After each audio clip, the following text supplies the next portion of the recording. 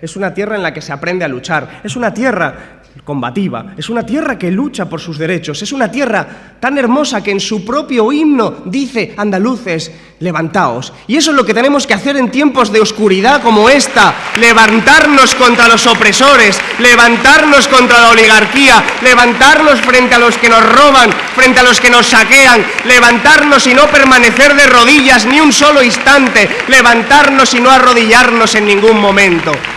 Y eso lo aprendimos en esta tierra combativa, en esta tierra de paz, en esta tierra que dice no a la OTAN, en esta tierra que dice sí a la paz, en esta tierra que dice que los señoritos no deben gobernar por más tiempo, sino que deben ser las clases populares, la gente sencilla, la gente humilde, la gente trabajadora, la gente que se levanta a las 5, a las 6 de la mañana, la gente a la que nos están empujando a contratos laborales por días, contratos laborales por semanas, contratos laborales de 200 y 300 euros. Esa gente, si nos levantamos, la oligarquía se tendrá que arrodillar. Ese es el mensaje fundamental de toda la política.